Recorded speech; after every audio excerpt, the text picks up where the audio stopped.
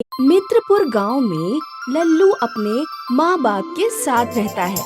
उसके घर की माली हालत इतनी खराब है कि वो अपने स्कूल की फीस भी नहीं दे पाता है। पिताजी, 7 महीने से स्कूल की फीस नहीं दी है। 400 रुपया हो गया है। आज नहीं दी तो मास्टर जी बहुत चिल्लाएंगे। 1 महीने और रुक जाओ बेटा, फिर दे देता हूँ। पिछले 7 महीने से आप यही कह रहे हैं। तुम तो ऐसा मत कहो, तुम तो जानती हो घर की हालत। हाँ पिताजी, स्कूल के बच्चे लोग मेरा मजाक उड़ाते हैं।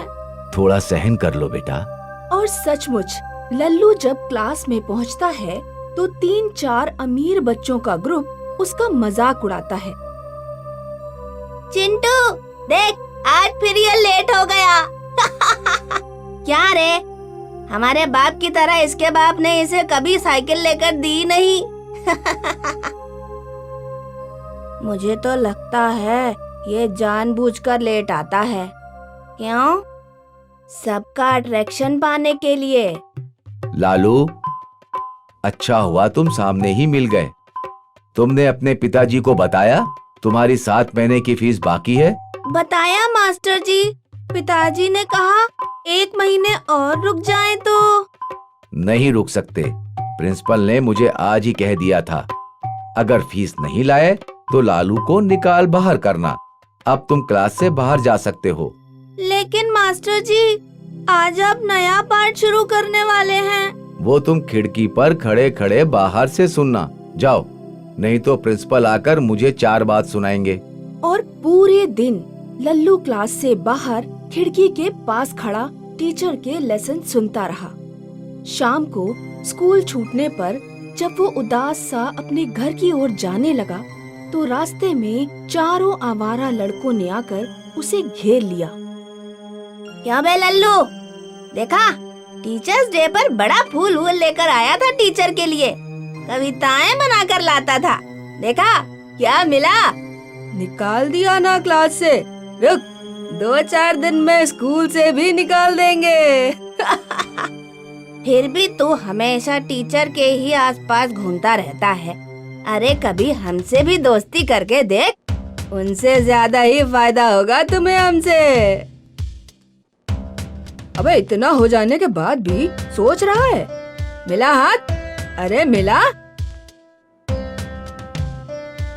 आज से हम सभी दोस्त हुए। कल से हम एक ही बेंच पर बैठेंगे। लेकिन मुझे तो क्लास से निकाल दिया है। फीस नहीं दी इसलिए ना। अरे कल तेरी फीस हम दे देंगे। बस तू हमारा दोस्त बन के रह और हमारे होमवर्क करता रहे। और दूसरे दिन सचमुच चारों मिलकर लल्लू की फीस भर देते हैं। और लल्लू न सिर्फ उनकी बेंच पर बैठता है बल्कि जरूरत पड़ने पर उनकी नोटबुक भी कंप्लीट कर देता है। उनकी दोस्ती को अभी 2-3 दिन ही गुजरते हैं कि एक दिन रेसिस में चारों दोस्त उसे अपने साथ स्कूल के पीछे की झाड़ी में ले जाते हैं। यहाँ घनी झाड़ी में क्यों ले आए हो तुम लोग मुझे? अबे जिंदगी का असली मजा क्लास में नहीं, इन झाड़ियों में ही है। चिंटू निकाल माल। सिगरेट? मैं नहीं पीता। हमें पता है तू नहीं पीता, पर अब तू हमारा दोस्त है, पीना पड़ेगा। हाँ, जिंदगी का मजा ले यार, अब तू हमारा दोस्त है। फीस की फिक्र मत करना, अगले महीने डेट से पहले जमा कर देंगे। ले। नहीं, मैं नहीं। ले ना यार, हम तेरी फीस दे सकते हैं, तुझसे दोस्ती कर सकते हैं, अपने साथ ऐश करवा सकते हैं, और तू है कि मना कर रहा है? हमसे दोस्ती रखनी है कि नहीं? हर महीने फीस जमा करनी है या नहीं? जिंदगी में कुछ करना है या नहीं? तो ले, जिंदगी जी। लेकिन ये हमारे स्वास्थ्य के लिए हानिकारक है। पता है, इसके पैकेट पर भी लिखा है, और चलता है यार। ले। अगर अभी मना कर दिया तो ये लोग मेरी फीस नहीं भरेंगे, और पिताजी पैसे कहाँ से लाएंगे?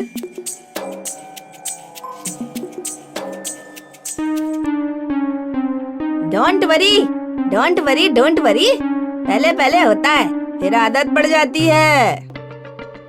उस दिन रात भर लल्लू को नींद नहीं आती है। उसे इस बात का टेंशन होता है कि भले ही उसकी दोस्ती अभी अभी उनसे हुई हो, पर थे तो वो सभी पहले से ही उसके क्लास के। ये लोग गलत रास्ते पर जा रहे हैं, इन्हें रोकना होगा, पर कैसे? अगर कुछ बोलेगा तो उसकी फीस, और यही सब सोचकर वो चुप रह जाता था। धीरे धीरे काफी दिन गुजर गए। वो उनके साथ रेसिस में उसी झाड़ी में जाता और सिगरेट पीता। अब तो वो लोग सिगरेट का पैकेट भी लल्लू के बैग में रखने लगे थे।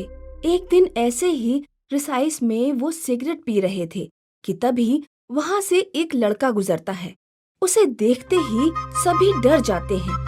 अरे ये तो अभिषेक था ना? हाँ, लगता है इसने हमें देख लिया। तब तो ये पक्का प्रिंसिपल को जाकर बता देगा। ये तो वैसे भी हमसे जलता है, हमारा दुश्मन है। अगर इसने बता दिया और बात हमारे घर तक पहुंच गई तो? मगर तब उन्हें सरप्राइज होता है जब पूरा दिन गुजर जाता है और कुछ भी नहीं होता है। वो राहत की सांस लेते हैं कि लगता है अभिषेक ने कुछ देखा ही नहीं, वो तो यूं ही वहाँ से गुजर गया था। लेकिन जैसे ही दूसरे दिन वे स्कूल पहुँचते हैं, अचानक प्रिंसिपल गुस्से में भरे क्लास में आ जाते हैं। आते ही लल्लू से कहते हैं, लालू, दिखाओ दिखाओ तुम्हारा बैग। क्या हुआ प्रिंसिपल साहब?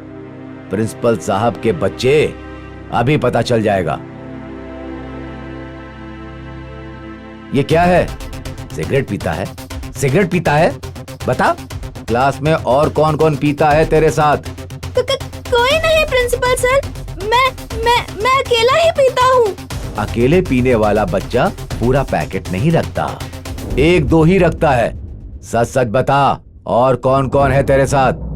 और कोई नहीं सर, मैं अकेला ही पीता हूँ, आपकी कसम, मेरी कसम। तू ऐसे नहीं बताएगा, ठहर। कहते हुए वही टेबल पर पड़ी छड़ी उठाते हैं और जम के उसकी पिटाई करते हैं। फिर पूछते हैं, अब बता, और कौन कौन पीता है तेरे साथ? कोई नहीं पीते प्रिंसिपल सर, मैं अकेले ही पीता हूँ, कसम से। इतनी मार खाने के बाद तो कोई भी सच बता देता। इसका मतलब तुम अकेले ही पीते हो। मगर याद रखना, आगे कभी भी कोई पीता पकड़ा गया और वो तुम्हारा दोस्त निकला तो उसके साथ साथ तुम्हें भी स्कूल से निकाल दूंगा और दोबारा किसी और स्कूल में एडमिशन भी नहीं होने दूंगा। उनके जाने के बाद किसी की भी हिम्मत नहीं होती कि लल्लू के पास आए। मगर कुछ देर बाद स्कूल छूटते ही चारों दोस्त लल्लू से मिलते हैं। सॉरी यार लल्लू, सॉरी, हमारी वजह से तुम्हें इतनी मार खानी पड़ी। हाँ यार, हम तो डर गए थे। अगर तुम हमारे बारे में बता देते तो हमारे माँ बाप को भी पता चल जाता, फिर वो भी हमें कहीं का नहीं छोड़ते। प्रिंसिपल ने भी कहा है, अगर आगे कोई पकड़ा गया तो वो ना सिर्फ स्कूल से निकाल देंगे बल्कि कहीं एडमिशन भी नहीं होने देंगे। अगर ऐसा हो गया तो हमारी जिंदगी बर्बाद हो जाएगी। चलो आज से शपथ लेते हैं, हम में से कोई भी सिगरेट नहीं पिएगा, पर तुम हमारा नाम कभी मत बताना प्लीज। अच्छा चलो, अब हम चलते हैं। कहीं आज ही प्रिंसिपल ने हमें तुम्हारे साथ देख लिया तो उन्हें शक हो जाएगा। चलो जल्दी चलो। ज्यादा चोट तो नहीं लगी बेटा? मैंने ज्यादा जोर से तो नहीं मार दिया? नहीं प्रिंसिपल सर, और अगर लग भी जाती तो क्या? अपने दोस्तों को सुधारने के लिए 2-4 छड़ी और भी जोरों से खानी पड़ती तो खा लेता। वाह बेटा, दोस्त हो तो तुम जैसा। तुम उनके सच्चे दोस्त हो। उन्हें तो पता भी नहीं कि तुम्ही ने मुझे ये सब बताया और तुम्हारे ही कहने पर मैंने ये सब किया। अपने दोस्तों को सुधारने का इससे अच्छा तरीका मुझे और कोई समझ में नहीं आया था प्रिंसिपल सर। वैसे प्रिंसिपल मैं हूँ तुम्हारा। आज मैंने तुमसे एक सबक सीखा है बेटा। बच्चों को सुधारने के लिए उन्हें मारना नहीं चाहिए, बल्कि उनके दिलो दिमाग में उनकी करतूत के पकड़े जाने का ऐसा डर बैठा देना चाहिए कि दोबारा वो वैसी गलती ना करने की कसम खा ले।